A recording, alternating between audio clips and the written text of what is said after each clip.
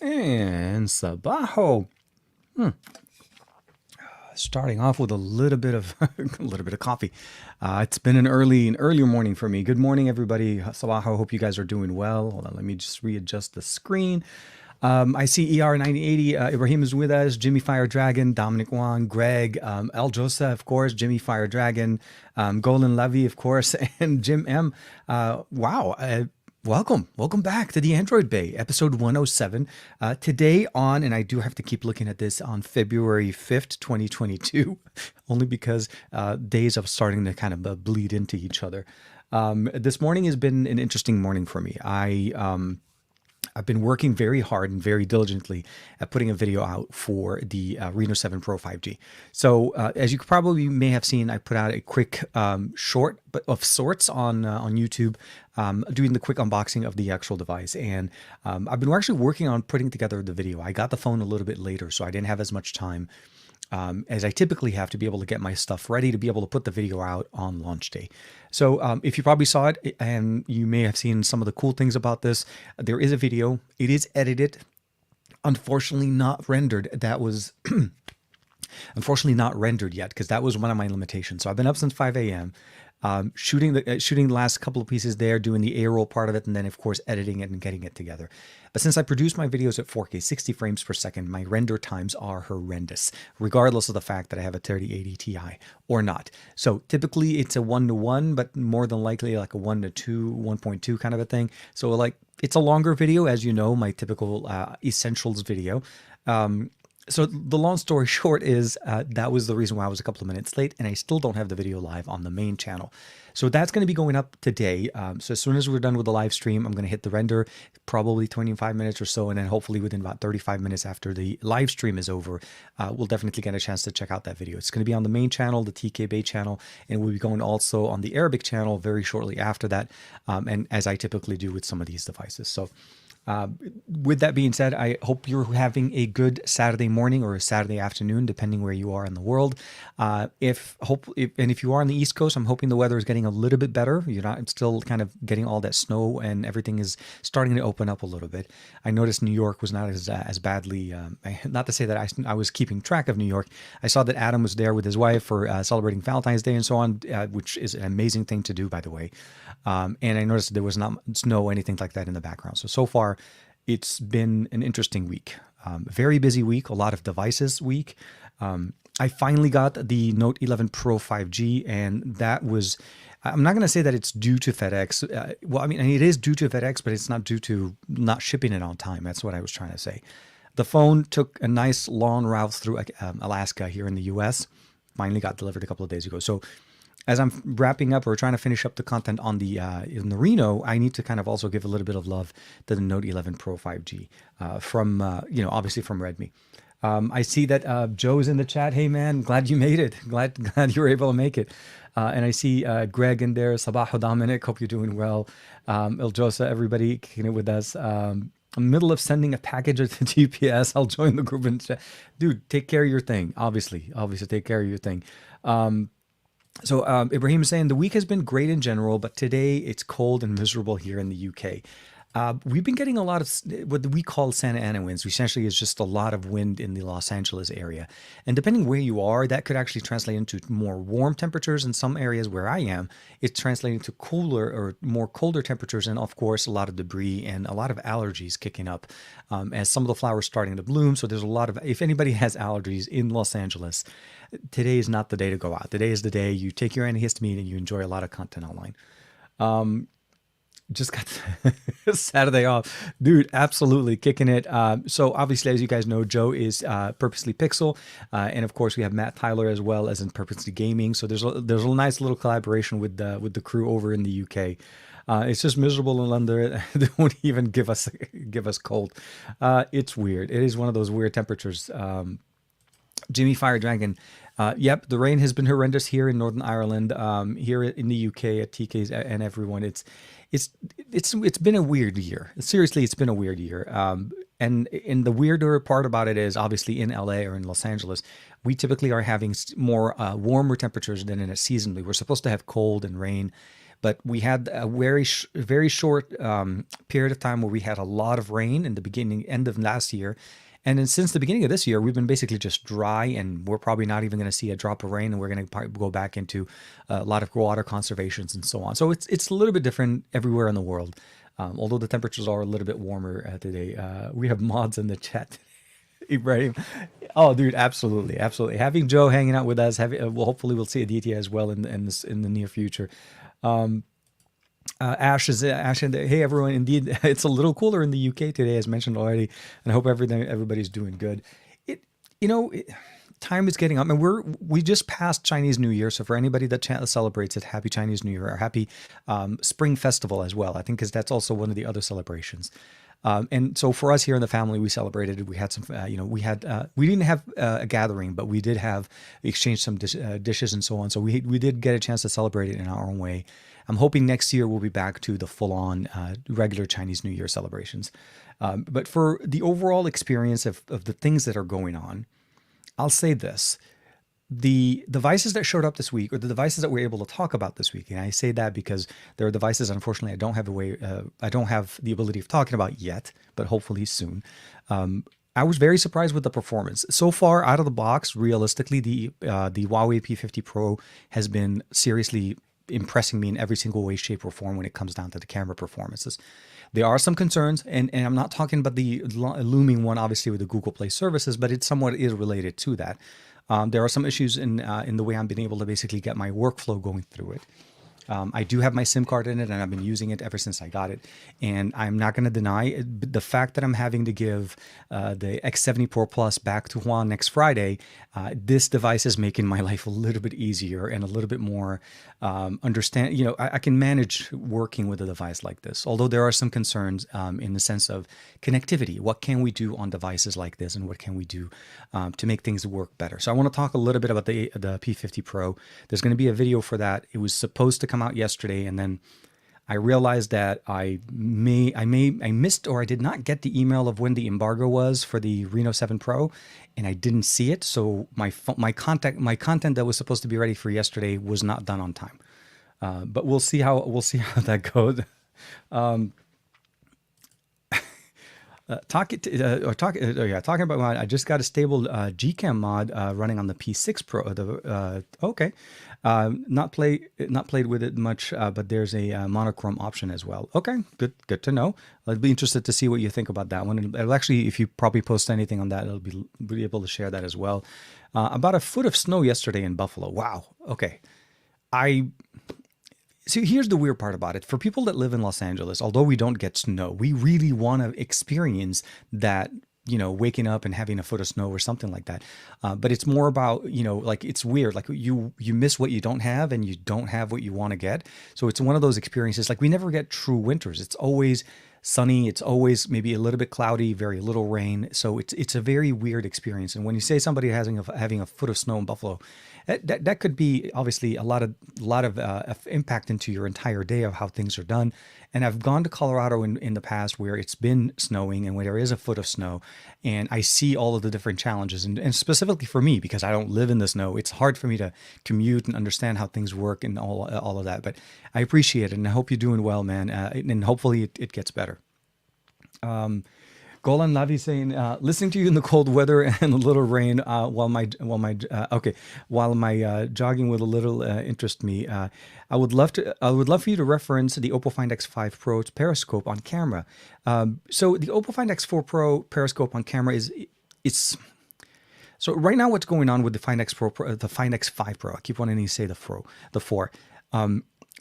It's not only just the camera setup overall. We're noticing that the camera setup, at least on pictures, looks very similar to what we saw with the Find X3 Pro.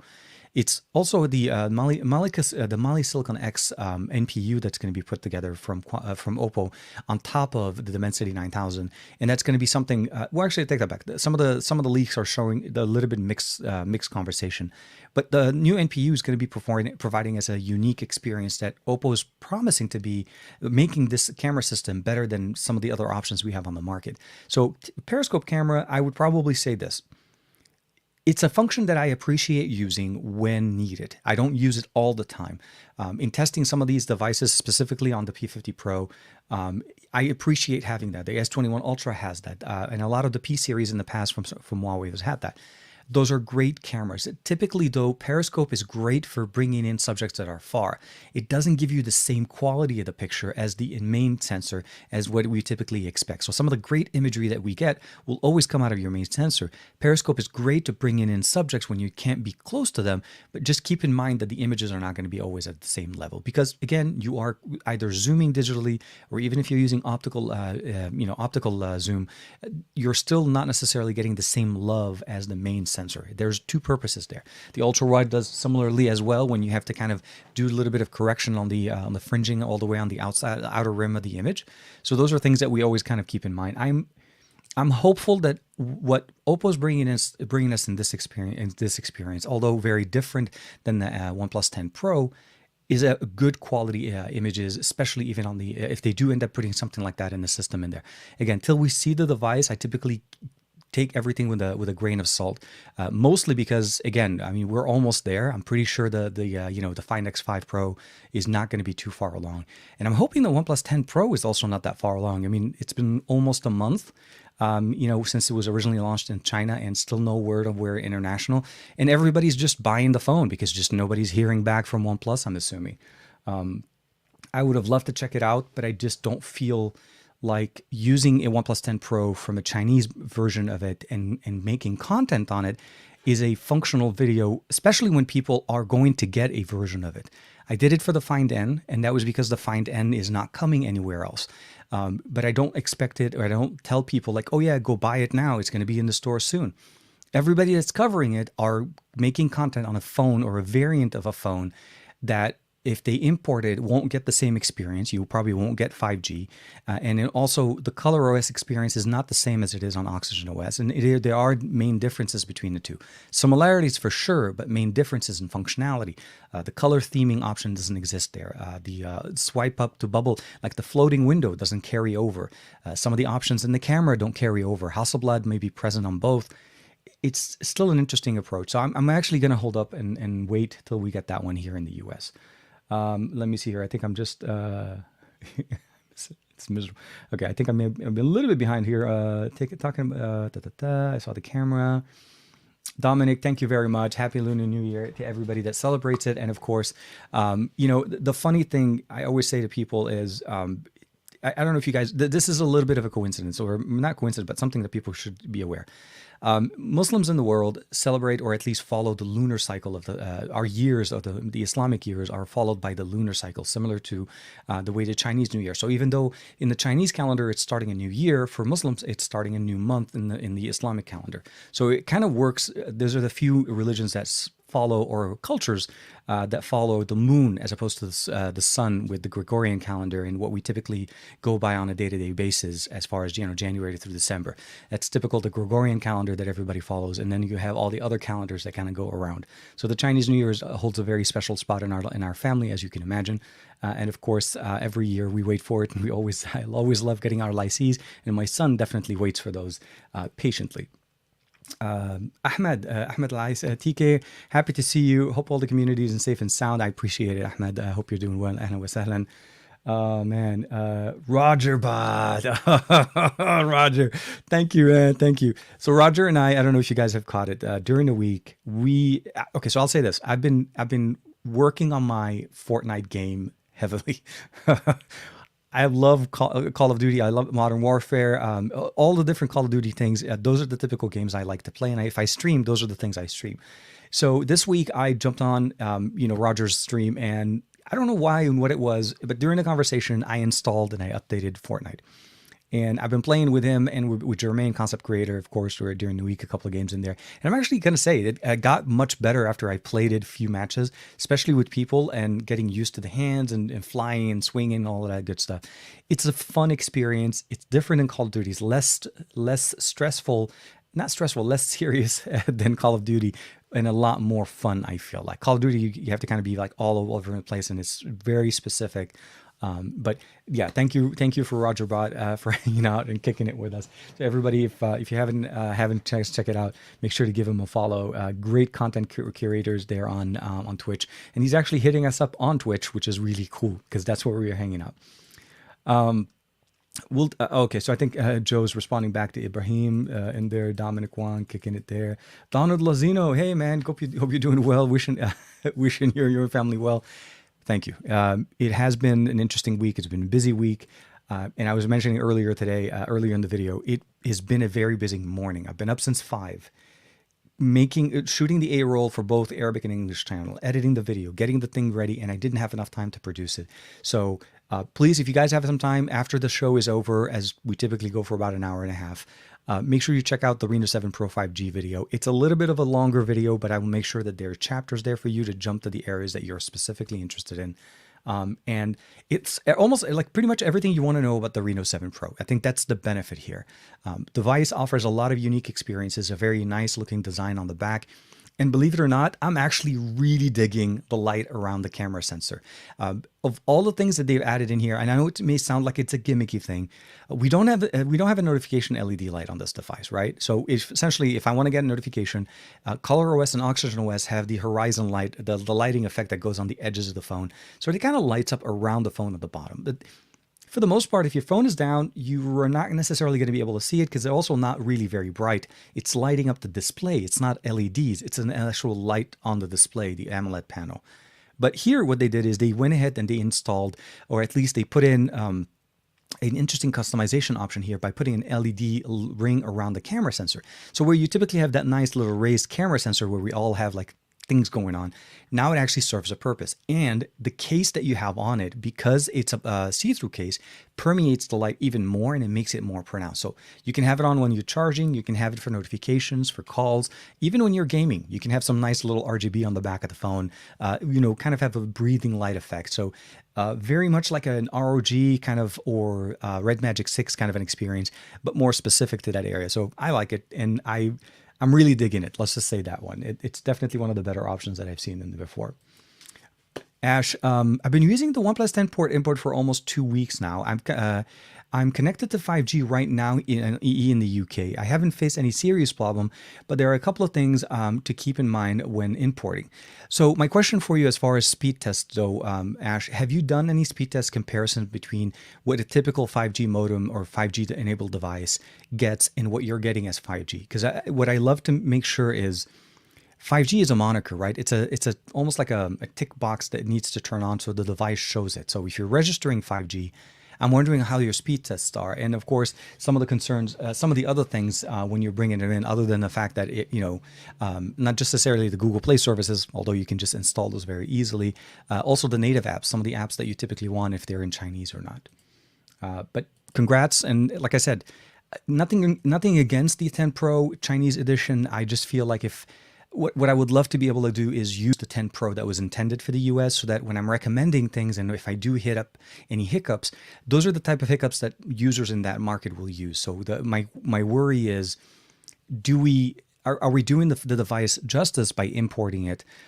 Or are we providing people early access? And as long as we label it as early access content, I really don't see an issue. At some point, the international ROM is going to be available, and OnePlus devices are one of the easiest. Well, not to say easiest. It's one of the more customizable devices to this day, which you can probably end up flashing the international ROM over on the Chinese mod. And of course, as long as you're getting 5G already, you're pretty much set. But at some point, I would love to see how that kind of comes up around there. Roger's saying you did awesome.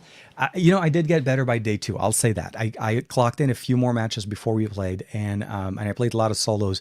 And for the most part, I wasn't really doing bad. I kept coming in like second and third, so it's not super bad. I need to get better at building, and I need to get better at more of the close-up fighting. That was the weird part.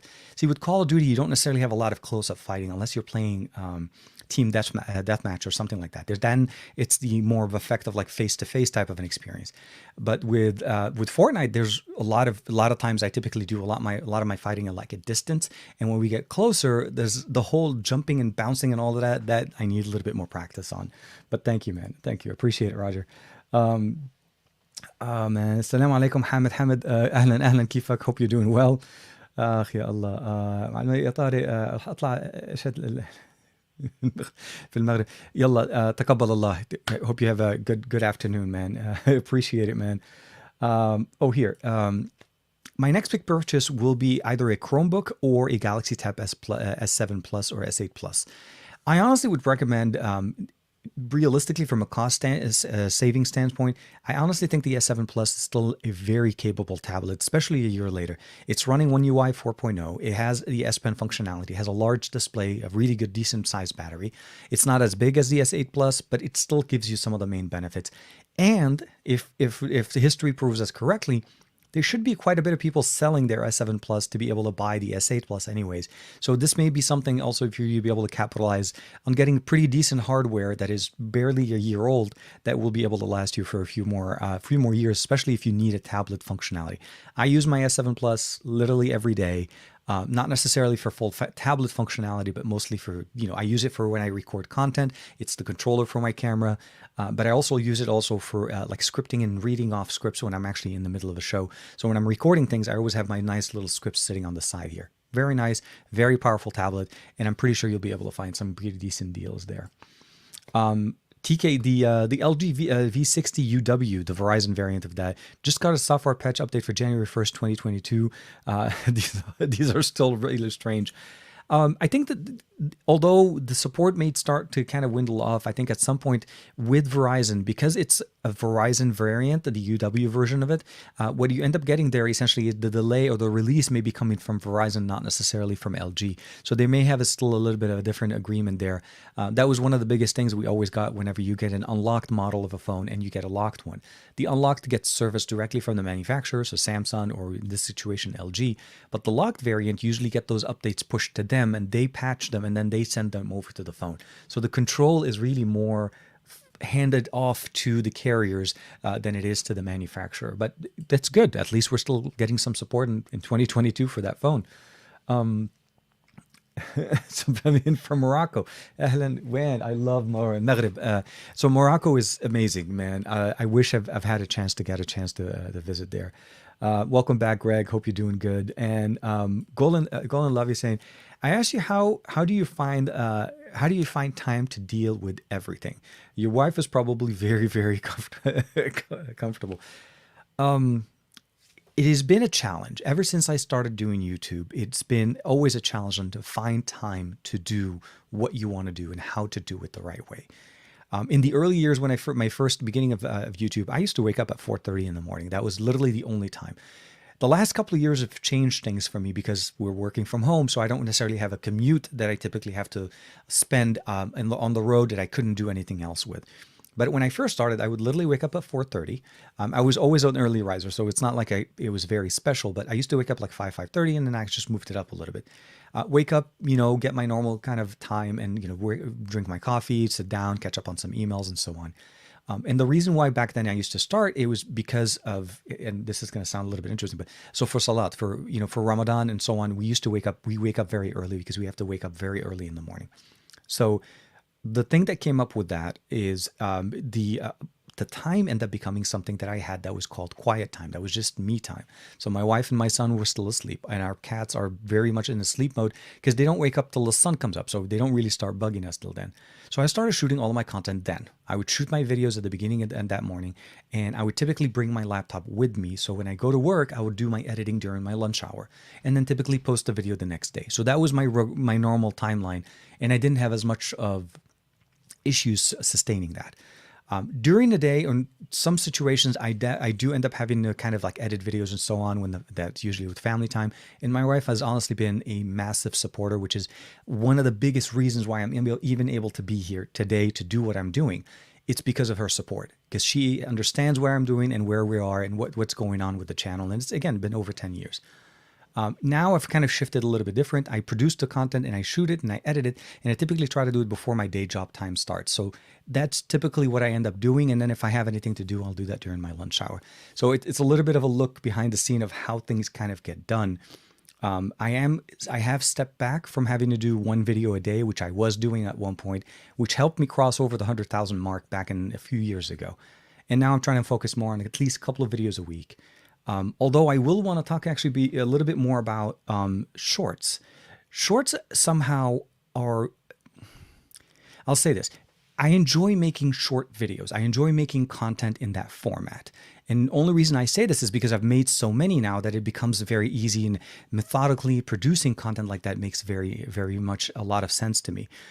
I feel like it's hurting my channel a lot more than I thought it was going to, and I need to kind of stop making shorts on the YouTube side. I may end up making them still in the format of a short, but not necessarily making them as a short. And what I mean by this is, although they have a certain fan base and a lot of people like the content, a little digestible, I think unboxings, we're just going to keep them on Instagram from now on. And I think I need to kind of just focus the content on the main channel to be more specific content that you guys love watching on the channel, which is, I think, really what YouTube is for. But what I was trying to kind of circle back on saying is, shorts don't generate, and for the lack of a better term, they don't generate income at all. There's no monetization to shorts. So right now, the way YouTube does it, it's either they support certain creators that are creating a lot of shorts and their views get the millions and whatever, and other people that are creating shorts is just end up being nothing. So Instagram is definitely supporting creators. Facebook, I think, do, but TikTok as well. And I'm not big on TikTok. So for me, I think I'm going to have to separate things, and we'll probably see less shorts on the channel, but more specific, I want to say more lifestyles videos on the channel. I want to kind of see at some point, maybe I want to step back a little bit from creating those 20-minute videos, or at least the format that they're in. They're long content, they're basically long form, and it's my way of sharing everything about the phone, because I'm looking at it as in, if you're looking to buy this phone, if you're looking to buy the Reno 7 Pro 5G, or if you're looking to the Note 11 the 11 Pro 5G, I need you to know everything that you need to know about it, and what are some of the main quirks in there, and what you can and cannot do. Most people that review these phones are focusing on a specific narrative that they want to share with you, and that's not an issue. That's their style of presentation. My style is more about content. Like I said, if I was to buy the P50 Pro, I want to watch content that shows me the settings tab. I want to see the content that shows me all the special features and customizations. I want to see how the audio performs. I want to see how the gaming performs, the video performs, the cameras. All those things typically get mentioned in a video, but in a very specific manner. And I feel like my style is slightly different, but it is a long form style. So again, it takes a long time. Like I said, I woke up at 5:30 this morning, or 5:30, and I was still editing the video till 9:30 and getting content ready, and I wasn't even done. That's how long it takes just for a straight, and that doesn't include the A-roll and the B-roll stuff that I've done other days to get the content ready for today. This was purely the A-roll and B-roll from the top-down camera here in the studio. Sorry, long way of saying it's a lot of work, and I'm trying to kind of normalize it and make sure how things kind of go. Joe says, I think you might be right, Jimmy and TK. The S7 Plus might be a better buy for the price and the features. Honestly, there's not going to be that much more on the S8 Plus, because again, it's a generational upgrade on the Plus from the one to the other. Now, the Ultra is a different conversation, and I think that's something you want to keep in mind. I think that one's going more for size. If somebody wants to buy the the Tab S8 Ultra, they're really trying to go for that more laptop size screen. I mean, this is already like an over 10-inch tablet. To go that big, it becomes literally like a small display that you're watching on, which may be, the thing that you're looking for, but that's going to be $1,000 or probably even £1,000 more. And I think the S8 Plus will be more the price point that a lot of people will want to go for. It may be nice to look at, I think, but it's not going to be the price that everybody's going to be able to jump into there. Who like food, definitely check out these. Oh man, thank you very much. So yes, Simply Food Bay is my wife's Instagram account, and yes, an amazing cook. One of the, I mean, seriously, one of the many things I love about her, but this is literally one of my favorite things, is the fact that whatever she creates is just beautiful magic. From the second date that her and I kind of got a chance to hang out with back like a long time ago, she made me Cornish hens, and I still remember this because it was such an amazing dish. To this day, it's been a blessing, and I'm finally happy that she's able to put and share some of that content with the world, as she creates so much magical and super delicious things here in the family. And I'll say this: if you ever want to know what TK's having for lunch, you could just follow Mrs. Bay, and you'll definitely know exactly. So Simply Food Bay with a B-A-E, not a B-A-Y, and you could definitely check out my wife's content. It's really, really nice. And again, super, super delicious. I wish I can have everybody over for a meal, but trust me when I say it is good. It is very, very good. But thank you, Joe. Thank you for checking it out and sharing it. Hey, Chemi's in the chat. Everybody say hi to Chemi in there as well. Oh, Roger, I think I'm a little bit behind on chat. That's awesome, TK. My wife's very supportive too. I'm 4 years into YouTube, and she's been amazing. As you know, though, I now have to basically the Twitch bug as well. You're done very well throughout all these years, and it's a challenge, man. But it's no different than any other discipline in life. When you want something bad enough, you'll find a way to do it, and that's typically the way I did it. When I first started, it was literally a fluke. I was watching content on XDA. So if you guys don't know, when I first started producing content, it was on XDA Developers YouTube channel. And I was watching one of their content creators. His name is Adam. And he put out a call. He's like, hey, if you like tech, if you're a fan of XDA and you'd like to be able to put content on our channel, please submit your request. And he gave an email address to be able to submit your request. And they took a chance on me. I was very rough around the edges, the content, the perspective, the creation, the process, because there's no class for me to learn from. This is all do it, kind of like a DI, on the job type of learning. And for me, that was the experience that it started. And I think that's where you notice that you like something. When you like it so much that you want to do more, you get better over time. You ask the questions, you talk to people, you learn from people, you watch other creators, and you see how things are. Roger's biggest thing, the beautiful, massive thing, I don't know if you guys even realize thing, is he actually built his entire studio. This is the weirdest thing. He actually has his origin story is super interesting in the sense of how he put together his thing. And now he's obviously able to do a lot more things, especially with his Coldplay coverage that he's doing in there. Jermaine posted something about that.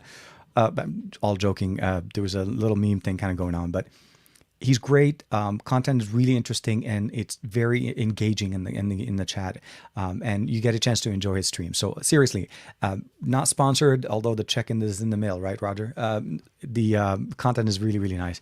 Check him out. Roger Bot, actually, that's his tag. The name here is his tag over on Twitch.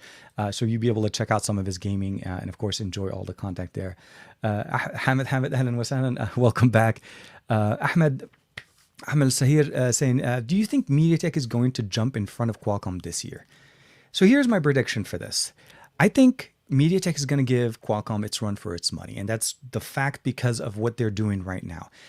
Specifically, and I'll be very specific to the mobile SoC, and I'm talking about the Dimensity 9000 and the basically the Qualcomm 8 Gen 1. Because once we start talking about other factors, other areas of the business, because Qualcomm isn't just making mobile SoCs.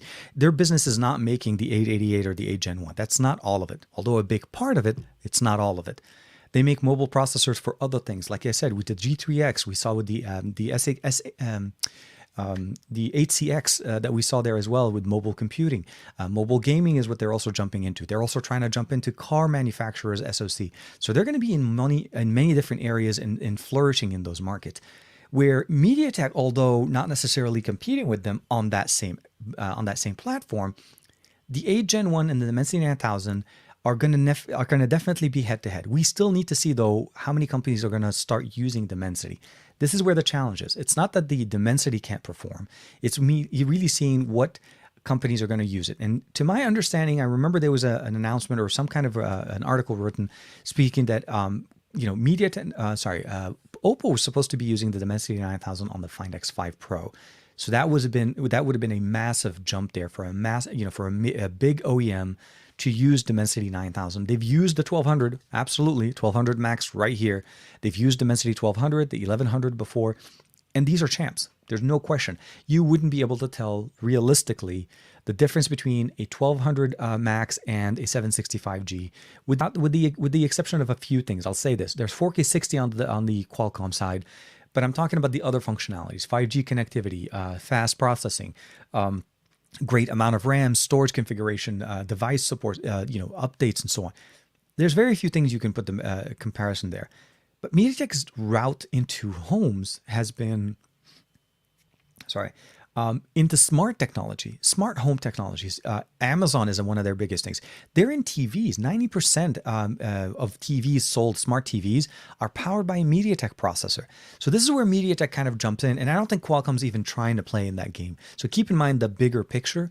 But when it comes down to processors, absolutely they're going to give Qualcomm a run for their money.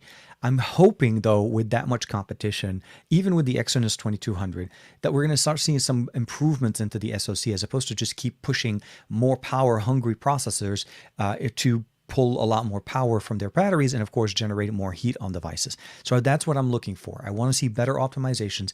And I feel like MediaTek, because they have partnership with with other companies that they've worked with before, they're able to even leverage LPDDR5X RAM configuration or memory on their system, where Qualcomm's not even able to use that. They're using LPDDR5. Both are very fast, but still nice to hear some experiences there where certain things can definitely be a little bit more beneficial. So I'm with you with the MediaTek conversation. I think it's a little early to call. I think 2022 is going to be the groundwork for where we see the first Dimensity 9000. Next year, we'll probably see even an upgrade to that and see how that improves and works on for everybody. But I think that's the biggest conversation. What can competition produce? And I'm hoping at the end of the day, it's better solutions and better options for us, the consumer. So we'll have to see how that goes. Finn, hey man, hope you're doing well. Glad you made it to the show. Sorry everybody was late. Nope, man, it's Saturday morning. It's February. We're still cool. It's going to be crazy February. That's how I'm going to dub it, but it's going to be interesting. I think in Samsung say okay. So Hamid is talking a little bit about the Note 22 and the Note 20 and where we get into the Note 24. So we're a few days. Okay, that's a good segue for us. Thank you, Hamid. February 9th, next Wednesday, if I'm not mistaken, is the Unpacked event from Samsung. And there's very little that we don't know about what's going on with the S22 series of devices, or the way, as I like to call it, the S22, the S22 Plus, and the S22 Note Ultra, because that's realistically what this is. This is a Note in the shape of an S22 series. And we'll talk a little bit more about the how I feel about the whole experiment of what they're doing and shifting and bringing a Note into the S series. That's a different conversation. But at least some of the main specifications that we're looking at a very much standard setup of what we saw with the S21 Ultra. More focus on the telephoto, a higher megapixel sensor on the main sensor in there, of course, and an ultra wide, so a decent experience, and a 40 megapixel sensor on the front. The smaller of the two are going to carry very similar experiences, 1080p, 120 hertz refresh rate, 4500 milliampere battery, slightly smaller, I think, if I'm not mistaken. I'm reading some of the comments from the Sam Mobile as far as the specifications. I don't want to misquote. But they're quoting a 3700 milliampere battery on the S22, a 45 on the S22 Plus, and a 5000, which is what we'd expect. The fact that here's the thing that's going on. If you're thinking about picking it up, if you're considering getting an S22 series this year, I highly recommend you before the thing starts up, register to get that early that $50 extra credit that you're able to get from them. It doesn't hurt you to do anything. It doesn't change anything. The only thing that it does, it just on the day that it gets announced, if you feel compelled to buy it, you have that $50 per extra credit. And if you don't, you could just disregard it and nothing happens, and there's no purchase or anything. This is purely an interest of thing. The main benefit of what we're seeing now is they're calling it a breaking of the rule, and the reality it's they're breaking their own rule by changing the S series to the Note. How is that going to be perceived and how people are going to be appreciative? I'm going to I'm going to reserve my comment on this, obviously, till I get the device in my hand. But I can tell you that having a Note is exciting and it's nice, but I typically buy the S series, and I use the S series more than I use the Note series. My wife is going to be very happy because I think she's going to be getting the Note 22 Ultra as opposed to where I am, because she's missing out from last year. We didn't get a Note 21 Ultra. So it's a little bit of a kind of a give and take. And Juan and I were talking about that before. Is the the S22 Ultra a good upgrade for the Note 20 Ultra, the people that purchased those a couple of years ago? Sorry, notifications, because that's how life is. So we'll have to see how that kind of goes in there. The 45 watt charging, the faster charging, a lot of different things kind of coming up there. But I'm hoping that we find out later on what's going to happen. Did they cancel the Note series, or I hate to, this would be really funny if Samsung does this. No, they wouldn't call it, because you can't make an S into a Note. And okay, sorry, I'm trying to think of like maybe they switched it. They want to call the Note the S and the S the Note, and like no. whatever. When I said it, when the words came out of my mouth, it was like TK doesn't that doesn't make sense. Let me see here. I'm a little bit behind there. The Coldplay. Roger. Yeah, sorry. No, sorry. Jermaine hammered that into everybody, even on the Discord chat, just trying to kick it up there. So yeah, for sure, if you haven't seen it, check out Roger's Instagram as well, not Instagram, Twitter account, as well as Concept Creators. You'll definitely be appreciated there. See, look at that. He's even hitting us up on both sides. Life of Tech on here. So Life of Tech UK is his channel on the YouTube side. And of course, Roger Bot is on his Twitch account. So both the same thing. It's Roger on both sides, kicking it with us and hanging out with us here. Thank you. Oh man, kicking it with us all the way. Let me see here. Okay. It's Roger. I agree. That's to you built this probably. No, it's crazy. Like seriously, of all the things that people have done, like when we moved into the studio, okay, when we moved into this house 10 plus years ago, I had in my mind the vision of what this studio should look like. And I kind of have it almost where it is. Still needs a little bit of work, but it's very different than saying you're building your own studio on your own in the backyard and getting everything set up. And he's connected via Starlink, via 4G. There's a whole bunch of things. I mean, seriously, using mobile tech and making tech work for you is the way Roger's been doing it. And that's one of the biggest things. And again, a very fun guy to hang out with. Finch jumping on here. Do you think there will be two separate Samsung Ultra devices, one with built-in S Pen and one without, or is it just going to be one with the S Pen? So from the leaks and from the video that we saw from Samsung, they're indicating is that they're combining the S and the Note. That's the breakage of the rule. I still have it in the back of my mind, a feel that we may get an actual, like a second S21 Ultra, or maybe they'll call it the S21 Plus Pro. I don't know. It may come out later in the year. I don't think they killed the the higher end S series. The reality though, Samsung's facing a very challenging year because, and not just this year, a few years. I'm only speaking specifically to the S series and the Note series. Both of their flagship smartphones have been losing sales year over year. People are not interested in buying devices that are $1,000 plus. And every time a phone comes out, it either goes up in price or there's some compromises and some things. And there's also some conversation saying that the European version of the S22 Ultra is going to be released with 8 gigs of RAM, but it's still at the same price for some reason. So what is it that Samsung can do with a legacy of devices?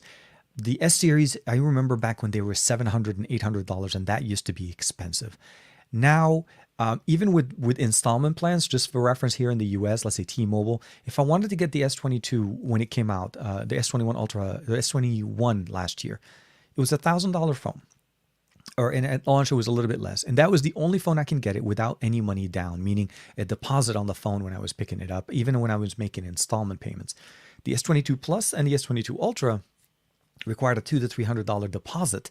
That goes towards the price, but you have to fork off that much money at the beginning. As prices keep going higher, people going into stores to buy, even to finance, are not going to be putting that much money down on those. The Note series is no exception, exactly the same situation. Their prices are always up. Typically, we only have 2 variants of that. So Samsung took that approach and they said, look, we have a decent number of people that like to buy our Notes, and we have a decent amount of people that buy our S series. They're not great numbers, but if you put them together, maybe we can make it work better. And I think this is what happened. The shortage or the chip shortage last year gave them an indication or a reason for them to not release a Note. And it didn't really hurt. They have obviously the Flip that was going to be carrying them for the end of the year, and they're doing really good. The Z Flip 3 5G is definitely performing much better than some of their other devices. So what they're doing this year is combining those two, but they gave the hand over to one of the features. They gave us the S Pen to the people that didn't want S Pens. And now the people that want the Ultra, they're not going to be able to get an Ultra like they used to get because that doesn't exist anymore. The S22 Ultra is really a Note 22 Ultra. So we have to kind of look at it and see how things are going to be. And I really feel, I don't think Samsung really is trying to, I'm sorry, I think Samsung's hoping for everybody gets happy, everybody buys, and numbers going to look great. They're going to be able to say our S series are selling more than ever. I think what's going to end up happening is realistically, the Note series of fans are going to be very happy. They finally got their Note and they're really happy with that. The S series of followers are going to be happy the fact that they have a 5,000 milliampere on a Note. They're going to be happy that we have the 45-watt charging back, the camera system that we've enjoyed before. But they're not going to necessarily be enjoying the sharper look of the phone as well as the S Pen that they typically don't use. And they may be feeling like they're paying more money for an S Pen that they didn't really need, and they could have saved some money there. This is where the dilemma comes in between the two.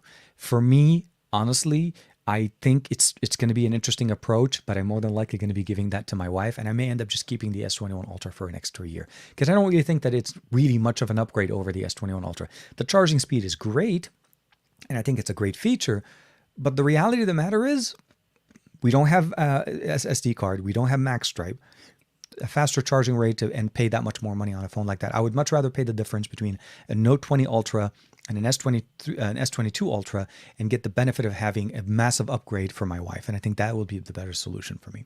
So we'll see how that goes. I know it's a long way of answering it. But I really like, I really like Samsung as a company from what they do, what the innovations that they provide. I've been using their monitors for years. I even just recently, when my top monitor broke, I bought a Samsung Odyssey G7 monitor. That's how much I like the monitors that I get from Samsung. Not the best build quality, but definitely some of the best experiences. And for gaming, second to none. So when it comes to mobile devices, I was a big advocate for them. I was so excited when I was at the S10 Plus launch event. I was really excited with the S22 Ultra or the S20 Ultra because I felt like it was a really big upgrade. But then for some reason, after the S20 series, it's been a little bit here a compromise, here, there compromise. So I want to see what they do. And I'm really hoping for a big, oh, by the way, we brought this back conversation.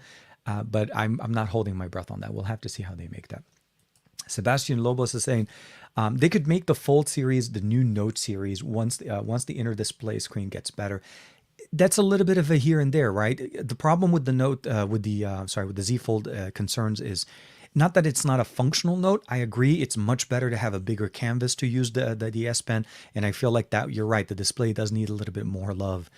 But when I look at it, when I see the Note and when I see Fold series, the Note has. The benefit of the Note is the fact that it's not super thick. The Fold is still a very thick device, and it also runs close to $2,000, which is about $500 to $600 over the best version of what we're going to see with the S22 Ultra, which they're still predicting to somewhere between the $1,500 to $1,600. That's a lot of money, but I feel like, yeah, there may be a situation there.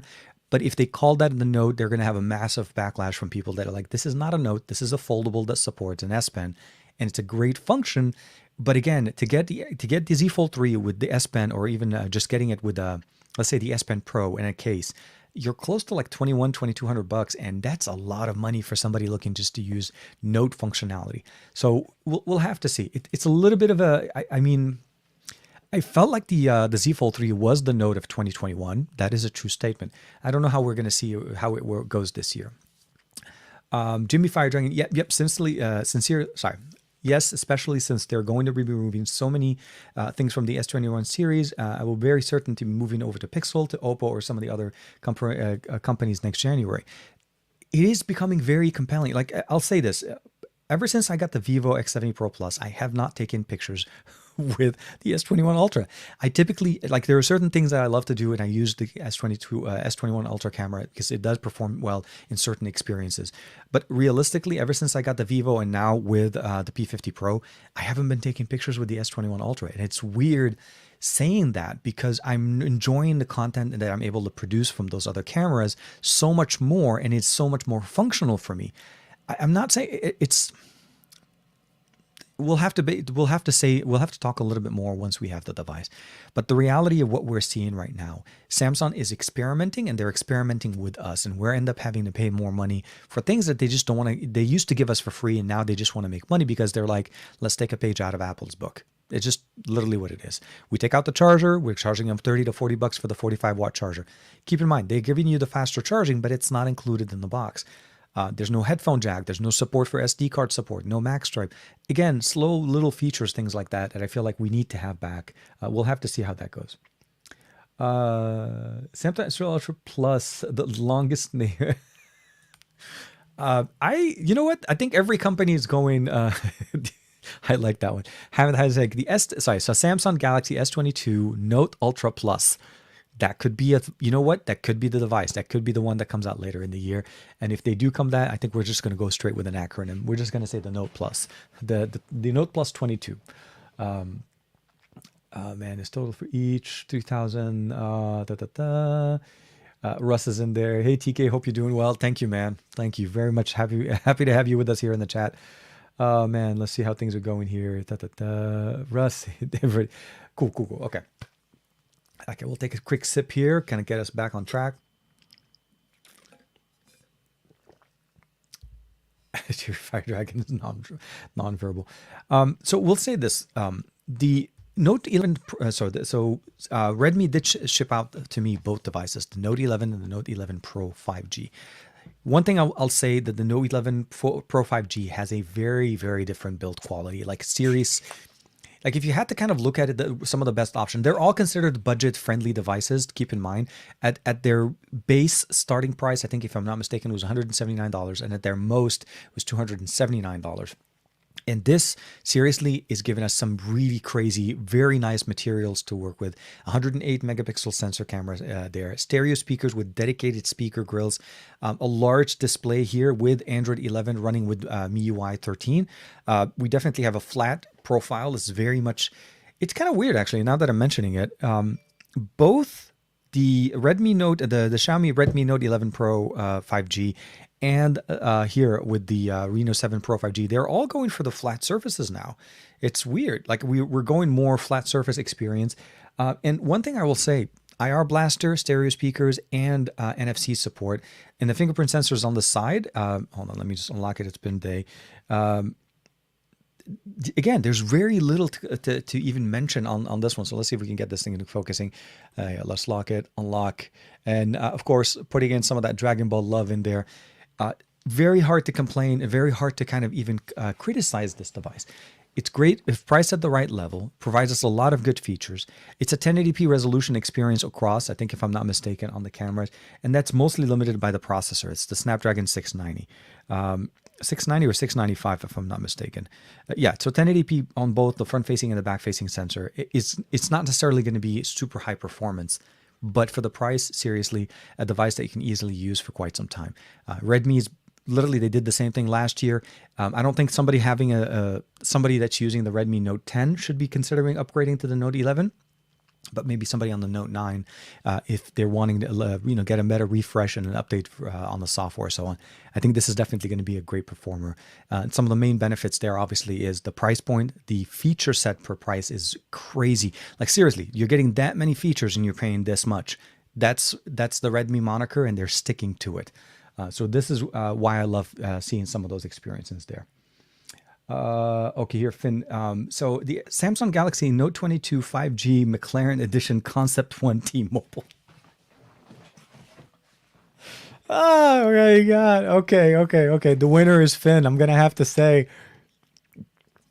I would definitely love to rock a Samsung Galaxy Note S22 5G McLaren Edition Concept 1 T-Mobile on T-Mobile. Oh my God, you're killing me today, man.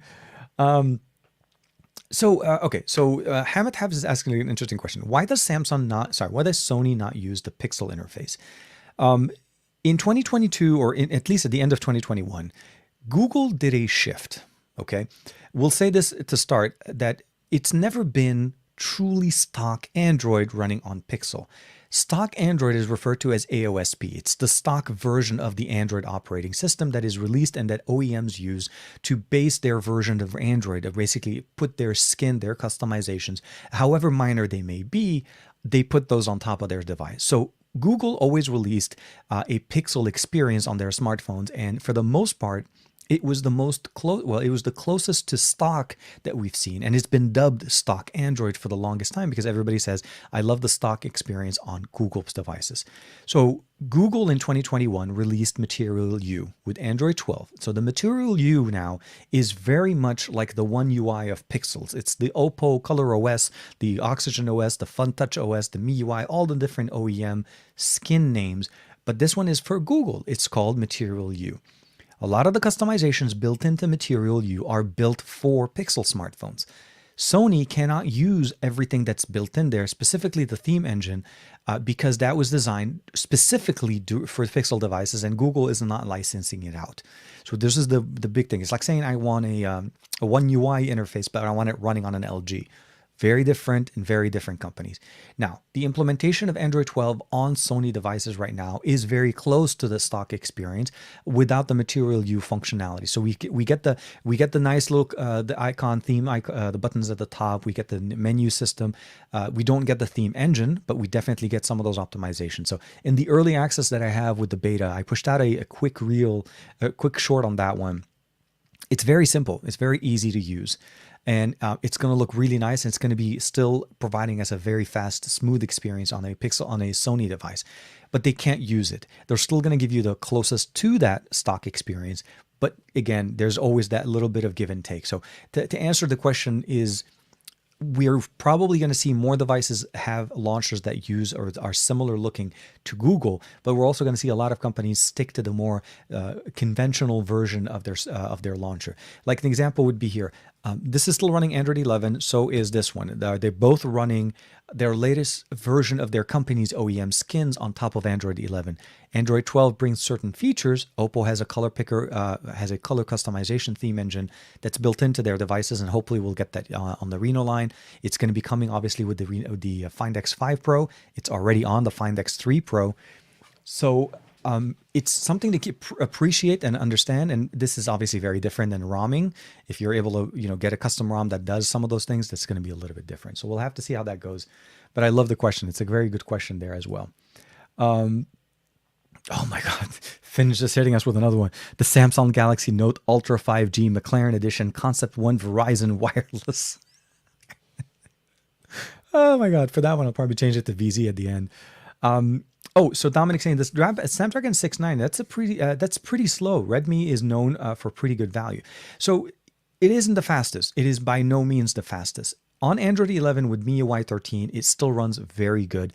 It has enough of a pickup to do all of the daily stuff. But again, you're not buying this for the performance. You're buying this for the budget and the features that it offers. Large 5,000 milliampere battery, 33 watt charger. Actually, I take that back. 65 watt if I'm not mistaken on this one. The Pro Plus, the Pro 5G actually does feature the faster charging of all of the different ones. So I take that back because I was like confusing the two. Yeah, 67 watt charging. I was not even 65. So it's a 5,000 milliampere, 67 watt charging capability. And of course, the brick is in the box. And then, of course, you get the large 120 hertz refresh rate and a battery that will last you for quite some time. So when you're looking at them in that aspect and you're only paying so little for it, it's hard to mess with it. It's hard to say something bad about it. And it is something to be enjoyed. So if you're looking for something at a budget, the Redmi line is very nice.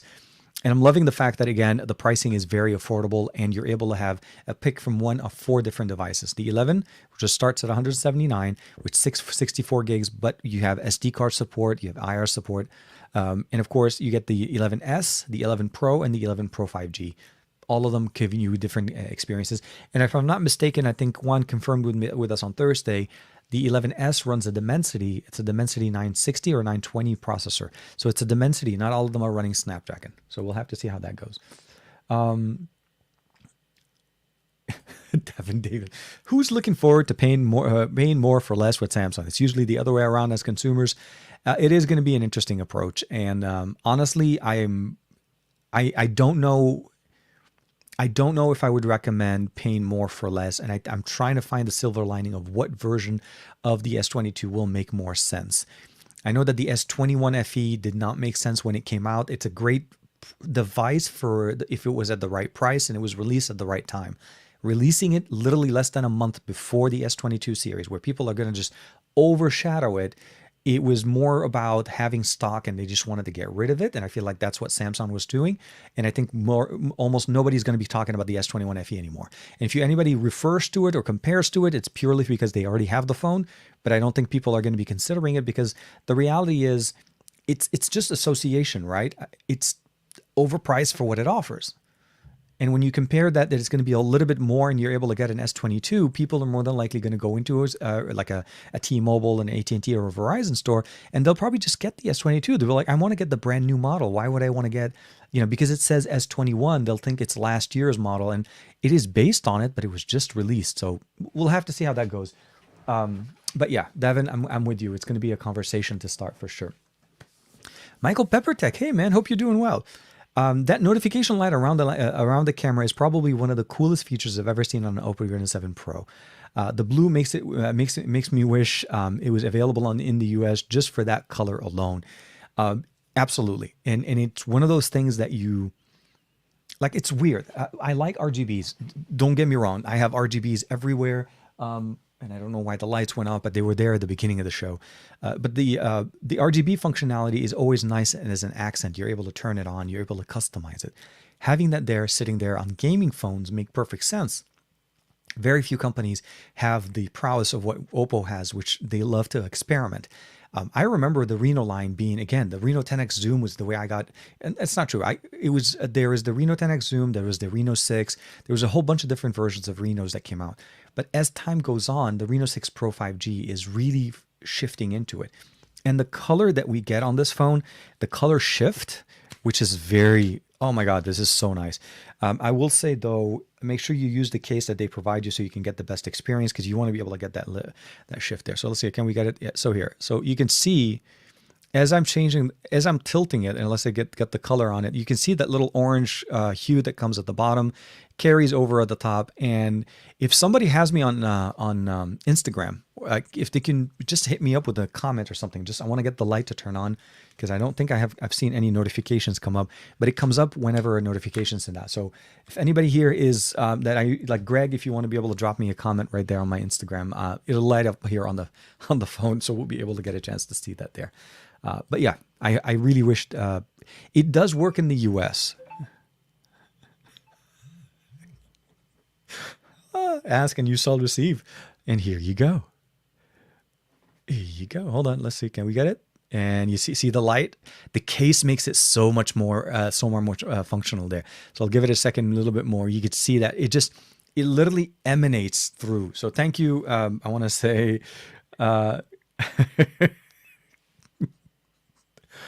Thank you, Finn. I appreciate it. Always love it. It's like I barely even said the word and boom, the notification hit. And it really works very nicely, I have to say. And you can customize it all around. Gotta love it when your Wi-Fi suddenly goes away. Man, gotta love how the internet kind of works. There are some days that I'm having great connections, and there are some days that it's just not having it. Technical problems galore. TK, earlier today I rewatched your video from the Whitestone dome glass for the OnePlus 7 Pro. Do you think it fits the D brand grip case? The Whitestone, the D brand grip case. You know what, Finn? I have to double check and see how the actual circumference is on the top. If it doesn't protrude too much into the display, it should be fine. Dome glass is very good to work with case providers. The only thing I always say is this. Is if there's ever been a misalignment when you were installing the glass at the beginning, meaning it didn't really perfectly stay as it's supposed to be with the frame.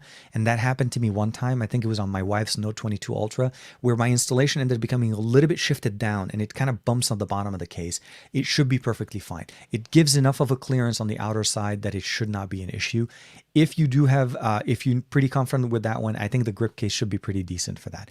Most cases glass protectors are very case friendly, and Whitestone always does that. It always allows for the little bit of space on the outer rim to allow you to use any type of case that you're using.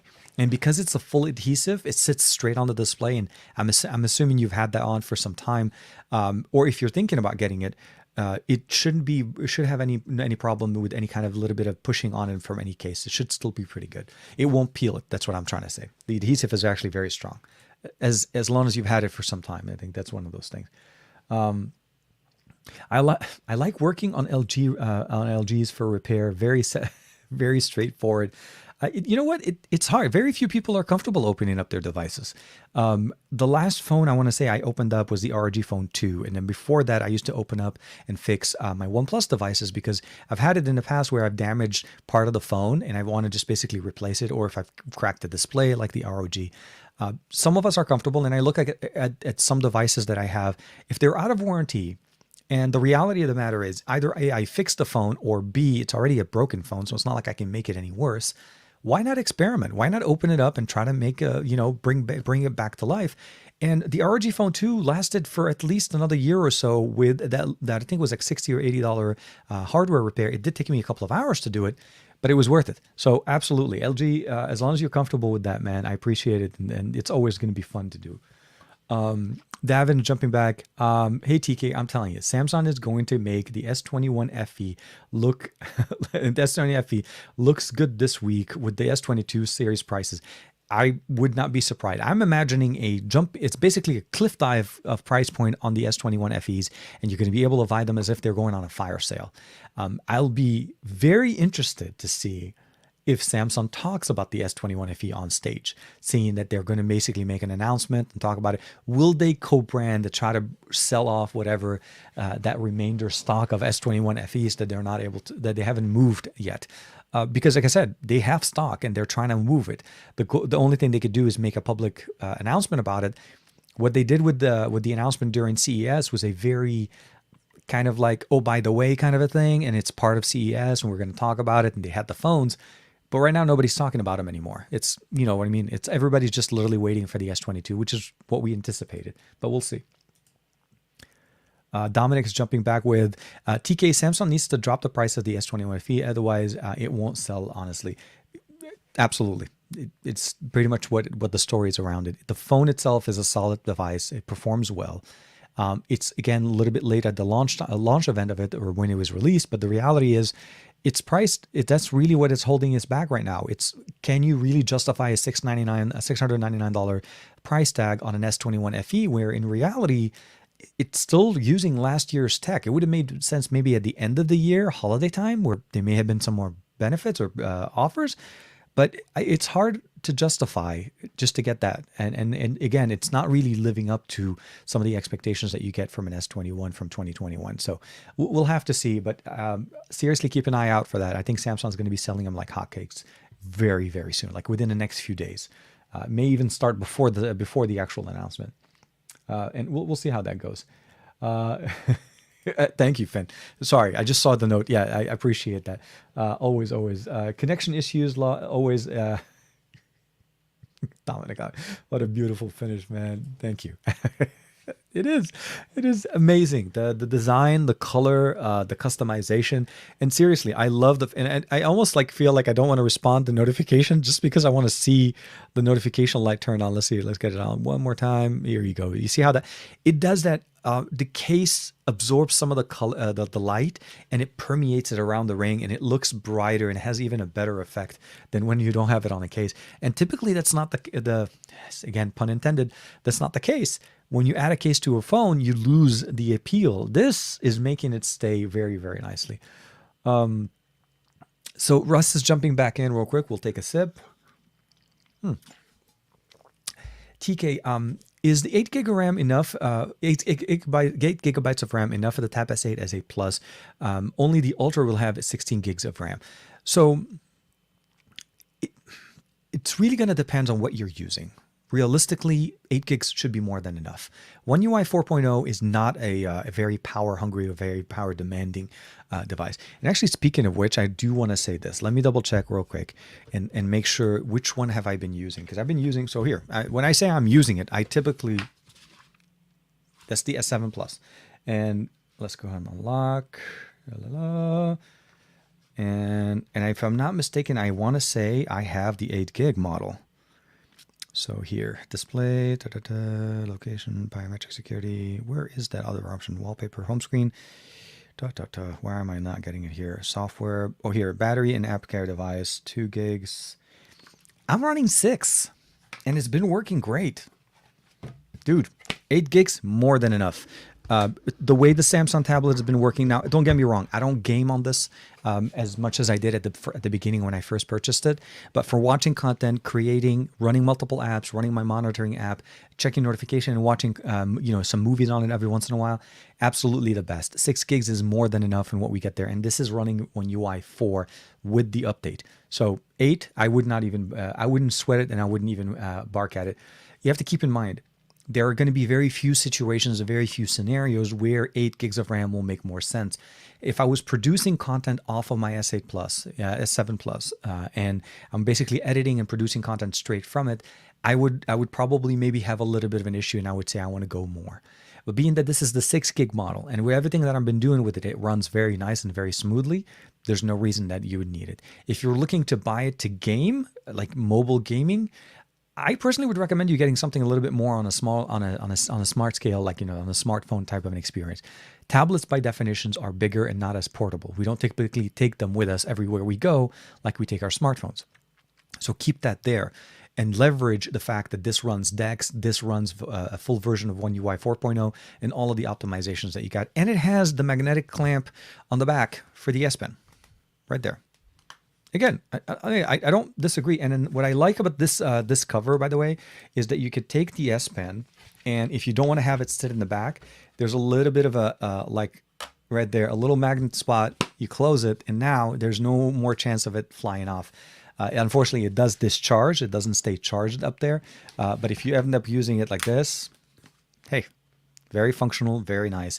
And it's been doing great for me for the last year. And I'm looking forward to checking out the S8 Plus, honestly. The Ultra is tempting, but I don't see myself spending that much money on a tablet. I don't need a small TV or a small laptop without a keyboard, because I think that's what they're trying to leverage the S22 Ultra, the Tab 8 Ultra with that, and making it more functional, which if they've improved DeX to make it more functional, I may consider it. But if it's the existing version of DeX, I don't, it's not worth it realistically. Do you expect support to Samsung's fast charging by splitting the battery? Hamid, I don't think they're going to be using that type of technology. I think Samsung is not will not copy OPPO and OnePlus's technology of splitting the battery to charge up faster. I think they're going to just stick to the 45 watt. 45 watt seems like it's a fast charging, but you have to remember OPPO and OnePlus are in the 60s to 68. And I mean, even with the Reno 7 Pro, 67 watts. So it's very much where they have to figure out new ways to get that fast, or even when we get to 100, something like that.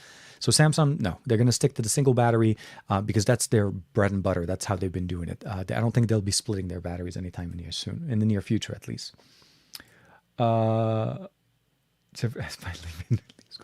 Jimmy, I appreciate it. I'm with you too. I've been waiting for it. I've been, it was right around the time where we knew it was going to be coming out. So I was really happy to see that. Michael Peppertech saying Samsung's prices seem to be just to be just as the starting point. Trade-in deals so much off the pre-order as much. The real price, whatever you pay, will mark basically depending on what you're doing and what you're trading in. That is true. This is where things differ. This is where things change. How is Samsung's approach to things? But what they do at this point is their trade-in value, their trade-in offers, and whatever promotional credits they give you. At the end of the day, I'm not saying that people that buy it at the beginning are not getting a deal. Absolutely not. They're going to get a deal if they do it in the right order. If you pre-ordered, meaning you showed your interest in time, you'll get that extra 50. Then you'll probably get some credits on top of that, because if you're going on whatever version of the phone, and that's going to give you some free stuff from them, not free price off. You're still paying a higher price. If you're trading in a phone, if I'm not mistaken, Samsung now allows you to trade in multiple phones. So if you have a few other older phones that are not necessarily being used, but they're still in decent shape, you're able to trade those in and bring the price down for whatever version of the phone that you're getting. But it still kind of brings up with the question of the total value and how much you're using or how much you're putting in to get what you're getting. And are you getting more than what you were getting before? This is where the conversation kind of comes around, and you have to kind of see and make the judgment for yourself at the time of purchase. This is why I was saying is that the reservation does not do anything other than allow you to have that credit when the time comes. But it is something that you have to kind of appreciate and double check and see how that kind of goes there. Oh, here, Ibrahim giving us up with the pricing. So the starting price for the S21 FE is $699. The S22 is going to be $799. The S22 Plus $999, and the S22 Ultra is going to be $1199. So you see how they're setting up their price, the hierarchy. I personally think the S21 FE is going to get a massive jump, but a massive drop in that price, and we're going to see more compelling features, basically on the new ones, because the reality is how much more. I mean, will we get that much more on the S22 over what the S21 FE is going to offer us? And this is really where they need to kind of separate them more than just being at $100. I think Samsung wants people to jump in on the S22 bandwagon more than they want them on the S21, even though they released the S21 FE less than a month ago. It's a weird PR marketing kind of thing. They're definitely in a quarrel, and they're trying to figure out how to do this one. It's going to be very difficult to beat a $599 price for a Pixel 6. Oh man, Google did this. They did it absolutely. The moment the pricing was announced, the $699, the $599, and an $899 on the 6 and the 6 Pro, I was like, Google was like, hold my beer. This is literally the exact conversation. Like, let me just show people how well we can price a phone and give people such a great deal or such a bang for the buck for what they can get. So the Pixel 6, absolutely. I think it's the best of two. And I said that even on the day when we were doing the unboxing of the Pixel 6 Pro and the content on that. That's the phone people will want to live in. That's the phone, because that's the best bang for the buck. I saw, okay, so Jimmy's jumping in with, I saw some of the clock speeds on the Exynos 2200 were revealed at 2.8 gigahertz plus 2.5 and 2.5. And that's a little bit of an interesting approach because they're still technically based on the same ARM architecture. So they could technically go all the way to 3 gigahertz, like similar to what we've seen with the other ones. But it depends on what they're trying to do. I think they're trying to leverage an improvement with more consistent, less power-hungry attributes. And this is what's been going on with these devices, is not using the full potential of the processor to give you a better experience on the phone. OnePlus did it a little bit last year. The Reno is no exception, even with the 1200 Max. Performance mode is not turned on. OPPO turns that off automatically, and it makes it for a better experience. I feel like the hardware is way ahead of what we need. And if you do need it, you have the toggle to turn it on and run it full power, but you don't have to necessarily compromise and have that all the time and worry about losing battery. It's like, give us the control, make it easy for us to understand what to do, and let that be there. Gaming, obviously, that takes it out of the park because you're able to turn that on and make it happen. Finn, jumping back. Samsung should extend their software support for their phones. I would seriously have bought a Note 20 Ultra at a reduced price, but if it would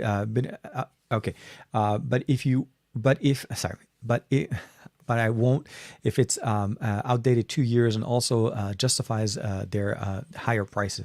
So I can tell you very frankly, the Note 20 Ultra just received One UI 4.0. My wife got the update as an overnight update. She woke up one morning and she's like, my phone changed. And I looked at it and I was like, yep, you're on One UI 4. The Note 20 Ultra, I think, is still a very compelling smartphone. And I feel like it's one of the better options that they have. Great camera stack on the back. SD card support, MST support. They don't have a fast charging, so we don't have the 45 watt charging. We still have the 25 watt charging. But realistically, with a 4,500 milliampere battery, she's been able to carry it on the days in, charges pretty fast. She still gets all of the things that she wants to do. And she's shooting all of her content, all of her images and everything as far as, supporting her social media, her YouTube side and all of that good stuff from that device. And it still works great. How much longer is it going to be? Is it going to get One UI 5? That's the question. And then when will it get One UI 5? When that becomes available? It's getting to that point where we kind of we want longer support for devices, but we have to keep in mind this is where the dilemma comes in. We want the bang for the buck. We want to be able to pay for devices at the right for what they're valued. Long software support life typically comes with more expensive devices. There's a lot of work that goes into supporting a device that was released 2 years ago than it is for a device that's about to be released. It's different because you're building the device and you're setting it up with the software to start with. So that's more of a co-development as opposed to going backwards and redeveloping and bringing in that software to older generations. And testing it out and making sure that it doesn't bork anything is one of the other things. So that unfortunately does come with the pricing, and the Note 22 Ultra was definitely higher price. So I'm hoping that does carry over. When we're talking about the 2.8, 2.5, and 1.7, I think you're talking about the different tiers, right? So the X2 Prime core will be 2.8, the mid-tier core, the performance cores are going to be 2.5, and then the power-saving cores, the quad cores, and at the bottom are going to be about 1.7. That's typical to what we see in the architecture of the ARM X2 architecture that we have right now. You're right. Longer software support helps justify the 1,000. Absolutely. See, I think we're reading each other's mind. Ibrahim is jumping back. In my opinion, I do. So he's referring back to Dominic Wong. However, they do put more deals, including trade-ins and than some of their other rivals. But what they're doing though, Ibrahim, is in a specific way, they're devaluing some of the other options. So for the secondary market, for people to be able to save some money to buy devices, most people that are upgrading, let's say they do trade that into Samsung and they're sending it in all of that. It's reducing the value of this device on the open market. So people don't value, like Samsung devices don't hold the value that they typically do as time goes on. And this is one of those concerns. Also, a week or two after the launch event, this is the really crazy part. They're going to drop the price. You're going to find it on Amazon for like $100 to $200 less. And you're going to be like, well, did I really save the money if I ended up basically getting more stuff from Samsung? Because the $200 a day or whatever $100 credit they're giving you, you're getting more things from them, right? They're not dropping the price for that. They're just giving you more stuff with it. It's a great value if you need all of that. But at the end of the day, again, it's a decision that you have to make.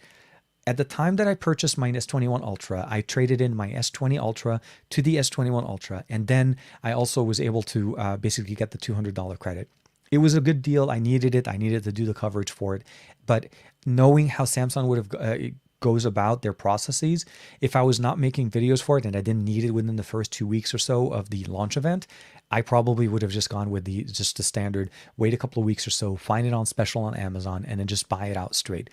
Save myself having to get the extra stuff that I may and may not use, and just leverage everything off the device and save some money at the end. Because you can still trade in a device when that pricing drops a little bit. Samsung does trade-in offers on their site, carriers do that, and even Amazon does trade-ins. So you're not losing out, but it's a different type of an experience.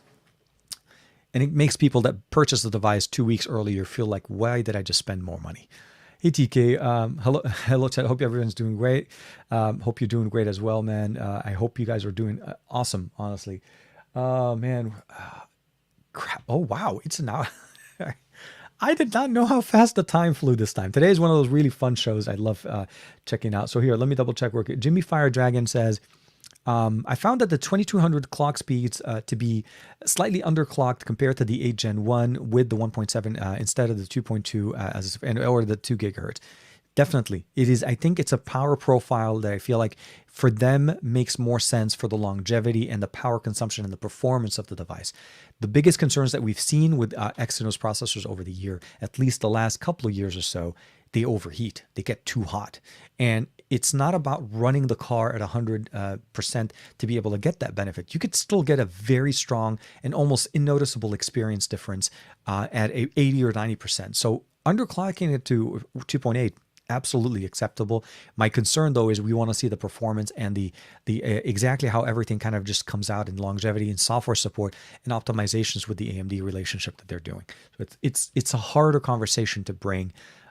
Where you're having to get out of a historical stint that you've been basically sticking with for the last couple of years. Let's see here.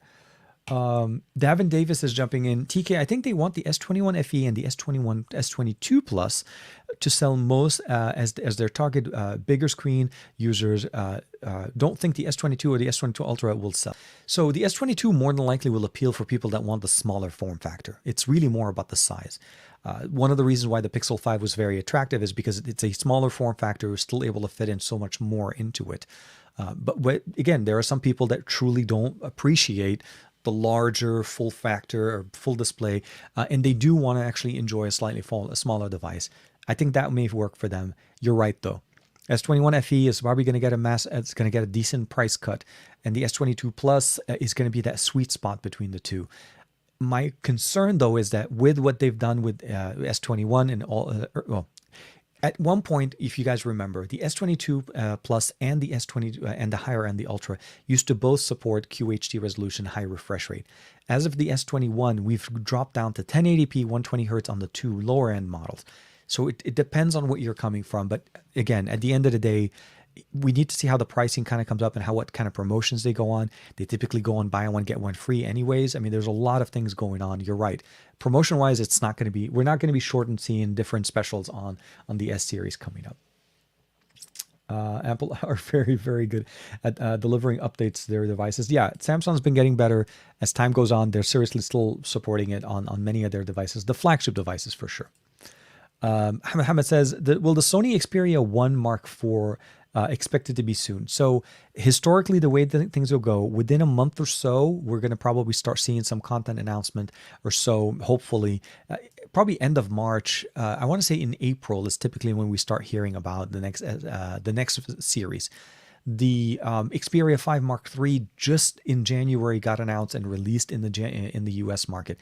So for us, that's probably not going to come back for another end of the year or so for the 5 Mark II. And the 1 Mark III came out last year in September. I want to say, if I'm not mistaken, August, September. So that's more than likely when we'll see the new 1 Mark IV. So this is how typically Sony's kind of delivery cycle or launch cycle kind of goes. We'll hear about it, but it won't be out for at least another few months. I think the 1 Mark III is still a very strong, capable device. And, well, of course, let's not forget this guy. The Xperia Pro I is going to be definitely one of their biggest performance, not only just for vlogging, for traveling and stuff like that. And I'm going to be taking this with me when I go to Barcelona, hopefully at the end of the month, because I think this is the best way to vlog and record content when you're traveling. You hold it, you shoot with it, and you're ready to go, and you're getting a really good experience. And as you see, I always have it on the ready, sitting for me, waiting for me to take it with me. But yeah, we'll have to see how that kind of goes. Samsung's secondary market is trash, especially when you break in when you break the screen. Their screen are so expensive, and it makes people just get over it by just fixing it. You're right; it is a very hard experience. The Fold obviously the Fold has a very expensive screen to start with, but no, typically, yeah, if there's any damage on your phone, on your Samsung device, your price just literally dropped. It's a massive drop. But again, this is typical to what you get. I mean, Samsung even accepts devices with cracked displays, but you should be able to see, if you want to try this when the pre-orders go up, try putting in a phone with the device, whatever it is, and mark it as with a good display or one without display, and see how much the price value drops. This is from Samsung themselves. They drop that value tremendously because repairs, you're right, cost a lot of money. Okay. I do want to, and then I forgot to ask Greg. So Greg is running the Pixel 6 Pro, working great with the Calyx OS, which he sent me a few screenshots on the boot up screen. Looks absolutely great. We are at that point of the show, as we typically get, and I didn't realize we got to this point so quickly. This is called, if you haven't checked us out before, this is called the TKception. It's part of the show where we start showcasing and, highlighting some of our favorite fans and, of course, friends and family that are hanging out with us here in the show. And you'll start seeing some of those hashtags dropping in the chat called hashtag TKception. And with that being said, we'll go ahead and give that a few minutes, and I want to go ahead and start wrapping up things as usual. Samsung is very much waiting and wanting people to trade in their old devices to jump in on more new devices. They're leveraging the Note and the S series to try to increase sales in 2022. I think it's going to work for them. This is my prediction. I think their numbers are going to go up. But the reality is we need to understand why that number went up, because of the merger of the S22 Ultra and the Note 22 Ultra together in one device. Will that make it so that this device is definitely going to be the best? I don't know, but we'll have to see. This is a bet that Samsung is going with, and we'll have to see how the cards kind of play out. The S21 FE, as good as a device as it is, at the price as it is right now, I feel like it's too expensive. Keep in mind that the $699 price tag is their base model S21 FE. It is not the only version. It goes up from there. So keep that in mind also when you're looking at devices that don't have expandable storage, that don't have the ability of adding SD cards or anything to the effect to increase it without buying more. So price tags more than likely will drop. If you were in the market for an S21 FE, I think this week will be it, and within a week or so. As far as what we see here with the Note 11 Pro from Redmi, great bang for the buck, great price point, a good camera system for the price, large battery, fast charging, and of course, capabilities, very solid capabilities at 1080p with the 108 megapixel sensor on the back. I feel like, and that's going to be the main sensor that you want to live in anyways. When it comes down to the Reno 7 Pro, in about 45 minutes to an hour as soon as the show is over, check it out on the main channel, tkbay, and it'll be on the Arabic channel, hopefully not that long after that, as I'm finishing editing that video as it's rendering one of them at the same time. So let's jump in real quick here to do the TKception. If you haven't seen this before, it's a beautiful thing. It's a visual effect that does very, very nicely, and everybody hangs with us always appreciates that here. Wait, hold on a second. I just noticed a new feature inside of, extra camera? Okay. StreamYard just added an extra camera feature. Upgrade to the of course you have to add that. Sorry. I got excited. Okay. So, it seems like StreamYard is going to start supporting multicam. Ooh, okay. I got to try that. I'll have to see how that goes. But with that being said, here is the TKception right there. As always, thank you very much for everybody for hanging out with us. Davin Davis as well. TKception, TK Roots to Tesla, TK Sony Alpha Bay, Sony Life always, man. I am, oh my God, hashtag TK Sony guy. Thank you very much. Finn Jacobs, thank you for hanging out with us again. TKception in there. Chemi Torres already. Man, it's been a while. I can't wait. And I'm hoping our paths will cross again. We'll be able to hang out again a little bit. So Chemi Torres, always, always appreciated. Chris Lopez, I do apologize, man. Yeah, no. So just for reference, guys, for the most part, this show will always be starting at 9:30 a.m. Pacific Standard Time, and for the Android Bay. I know we used to have it a little bit later in the morning, but as you can imagine, with family time and so on, this has been the best. I prefer to start at 9, but this morning I figured we had to stick to that one. But hopefully, you'll catch it on the replay. Dominic Wan, thank you very much. And again, happy Chinese New Year to everybody that celebrates this. Happy Spring Festival as well. TKception, Super Saiyan Bay, Goku all the way, man. Always, always. Jimmy Fire Dragon, thank you very much for hanging out with us. TKS Note Merge. I'm still going for that Finn Jacob title, the Samsung Galaxy S22 Ultra, S22 Note Ultra McLaren Edition T-Mobile, because that just is a long one. Hamid, أهلا وسهلا مع السلامة إن شاء الله تكونوا منيح, and everybody else, hope you guys are doing great. Thank you again for hanging out with us. Thank you for taking your time of the day on your Saturdays to kick it with us and to have a quick conversation. It's going to be an exciting week. February is going to be crazy busy. I'm really excited about going to MWC at the end of the month. I'm looking forward to seeing some of you guys. If you guys are able to hit it, go in there, or even are in the area, please let me know. And let me know also what you guys would like me to be able to cover. I did a lot of reels while I was at CES, and they did great on Instagram, but I didn't really see a lot of functionality, a lot of things done well on YouTube. So I want to still make short content videos, like 2 to 3 minute videos on YouTube, but I'm trying to optimize the performance and optimize the time that it takes me to produce. Because reels and shorts are much faster, but on YouTube, they're sucking. And at least maybe I'm not making viral videos of how I broke up with my ex or something. It's something that's weird. Like I need to make the content for tech in shorts doesn't really work as well. And I was hoping that it would. So hashtag Hamid, hashtag TK Sony, always appreciate it. Take care of yourself. Be safe. Stay safe. I'll see you guys, of course, in the chat on Monday with the SGGQA with Juan Carlos on his show. And on Thursday, of course, for the best of our week. Take that back. On Friday next week for the best of our week, we're going to be concluding our collaboration, our device swap that we did where I borrowed the Vivo X70 Pro Plus as well as the Duo 2, and Juan borrowed the Z Fold 3 with the S Pen, as well as of course, going in there with the Mi 11 Ultra, which is still one of the better Mi devices available on the market. Take care, everybody. I'll see you next week.